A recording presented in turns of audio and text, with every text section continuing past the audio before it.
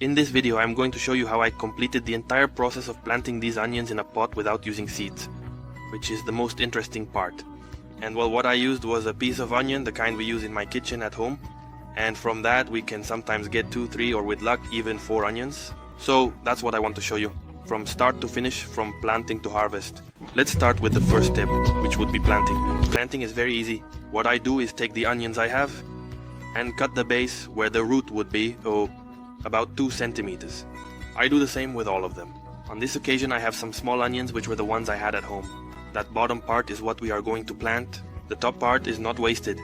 We use that in the kitchen. It's true that some people plant it with the idea of having green onions or scallions, but I don't like it because the leaves of those onions are a bit more fibrous and bitter. So unfortunately it's better to use that space to plant real scallions. And well, I want to show you that these sprouts will not give us just 1 onion. Generally they will give us 2, 3 and if we're lucky up to 4 onions. There you can see that slightly larger onion I have. What I want to show you are the sprouts. They have one central one, and as you can see it has other small circles, like on the sides. Those are other sprouts that the onion will give us. Possibly this one will give us 3. It might give us up to 4 big, and it could be that one sprout hasn't formed yet. And to give you a slightly better idea of what the onion is like, there you see how there's a central sprout and another lateral one that can be 1, 2 or 3, right? It's not a good idea at this moment to trim the onion trying to separate the sprouts. They are still too small. So what we're going to do is plant them, let them develop a little more, and later on we'll separate them to have individual onions. Another little tip I want to give you so you don't waste time and do things in the best way is not to do what you're seeing in the image. There's no need to put the onion to sprout in water. Sprouting is done with other plants that are more sensitive to drought. And in reality, the onion is a crop that is very well adapted to drought. So the best thing is to let it sprout directly in the soil. By keeping the soil moist, the onion will sprout perfectly. To continue with the planting, I already had the pot prepared beforehand, obviously with holes at the bottom, and some soil. That soil doesn't have anything special, just that it doesn't compact much. And I had also prepared it with 2 handfuls of worm compost to improve fertility a bit. Regarding the pot, it's a small pot, not very deep. It is 15 centimeters deep, 20 wide by 45 long. It's a really small pot, it holds about 14 liters maybe. And well, it's a small pot, so we can't expect to get a large quantity of onions. What I achieved with that pot is 1 kilo, which honestly for such a small space is quite an acceptable yield. As you can see there, before placing the onion cuttings, I am watering the soil a bit. As you can see, the planting itself is quite simple. I just place the cuttings in the soil, well distributed. The idea is to make the best use of the pot space. And after that I add soil. You can add about 4 centimeters of soil, more or less, and then I water again. Up to that point we already have our onions planted. Now we are going to see the growth process and the replanting that we will do later to improve a bit the spacing of those sprouts. 10 days later, this is how my onions look. As you can see, not all of them are sprouting at the same rate. Some are smaller than others. The day before these shots, it rained very heavily, so I washed the soil over the onions. But it's good for you to see how each bud has sprouted. In fact, most of the onions are producing 2 sprouts. Later on, more will sprout. Okay, here I have the onions. They have been planted for a month now. As you can see, they have all sprouted. Practically all of them have given me 3 stalks. One even gave me 4 sprouts. And now what I'm going to do is separate them. I'm going to use a cutter to cut them if necessary if they are very close together. And a tip I give you is to moisten the soil before pulling them out, before removing the onions, to make it a bit easier, because the soil will be softer. The one I'm pulling out there is the one that gave me 4 sprouts.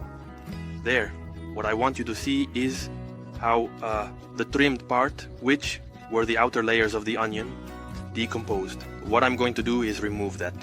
That part is dead. For the stems, the ones in the center have their white color, which is like a whitish green. That's what's really alive, and what we're going to use to replant. The idea is to pull from the base of the small onions, pulling it out with the root and all. So this way we will ensure that what we are going to replant will already have some root. And the truth is that the onion tolerates transplanting very, very well, so we won't worry much about that. In my case, as you can see, I was very lucky and had many sprouts. Actually, I have more sprouts than will fit in that pot. So what I'm going to do is that when I replant, I will choose the sprouts that remained more intact, the ones that didn't break much when splitting them, the ones with better roots, and the ones with better leaves or stems, whatever you want to call it for you. I'm going to speed up this part a little because it's more of the same. There, basically, I take out each sprout one by one, separate them, and use a cutter or a knife for those that are more attached. With the same cutter or knife, I can loosen the soil around them if it's a bit difficult to remove. Another thing, I also remove the layers of the onion that are a bit decomposed before replanting. Once the small onions are separated, we proceed to replant them. Basically, we loosen the soil a bit and plant the small onions. The idea is to plant them at a distance of about 6 to 7 centimeters apart. A tip I can give you is to plant them in a triangular shape to make a better use of the space as they grow. Also consider that these onions should not be too close to the edges of the pot, because the pot's wall will also hinder their growth. It's important to note that onions need at least 8 hours of light to develop properly. We should also try to keep the soil moist. Although, as I mentioned, onions are quite drought tolerant, drought will cause them to develop much more slowly. Regarding pests and diseases for fungi, it would be good to apply some organic fungicide, such as Bordeaux mixture, sulfur, or even trichoderma. Regarding pests, later on, I will show you a pest of caterpillars that attacked the onions. I will show you how I managed to combat them. There you can see how they turned out. Here, I insist that these are too close together, but it doesn't matter. Leave them and see what happens. I'm going to remove this one, because here 2 onions are going to try to come out, which will surely sprout again. But there they are. It's a very small pot, so I'm not expecting to have a lot of onions or very large ones. And well, let's leave this one. There, it doesn't matter. Let's wait. As I mentioned, I suffered an attack from carrier worms. They are like a type of caterpillar. I have to say that I neglected it quite a bit. I realized it only after they had caused a lot of damage. And just to tell you, these types of cutting insects generally have nocturnal feeding habits. So I waited until there was no more sunlight for them to come out, and I went to look for them. What I did, to avoid using insecticides and all that, was to remove them by hand. I put on a glove and went to remove them. And for this amount of onions, it's not worth going to get a product and applying it. It's not a large quantity either, so I just removed them by hand and that was it. The most interesting part for many is surely the harvest. To harvest these onions, we will have to wait about 3.5 to 4 months. And that's for this technique, which is onion planting without seeds or onion planting by bulbs, whatever you want to call it.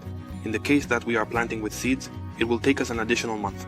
That is to say, this technique is faster. And well, what we basically do is loosen the soil a little around the onion and pull it by the tail. As you can see there, some of my onions lost their tails, and the problem was that when the caterpillars attacked, they damaged the leaves a lot, and the leaves ended up, besides being cut, drying out. So that's why you can see that some of my onions have leaves that look trimmed, others have leaves that are a bit dry, like dead. I also want to point out what I mentioned a while ago about leaving a couple of onions very close together, that I didn't want to separate some of them. I simply pulled off the leaves from the sprout, and those grew. You saw how they ended up very close together, and due to the space, they didn't develop well. So keep in mind the spacing between onions. The smaller onion, those that I mentioned, didn't develop well due to space. I will leave them, replant them, and have new onion sprouts, and therefore new onions.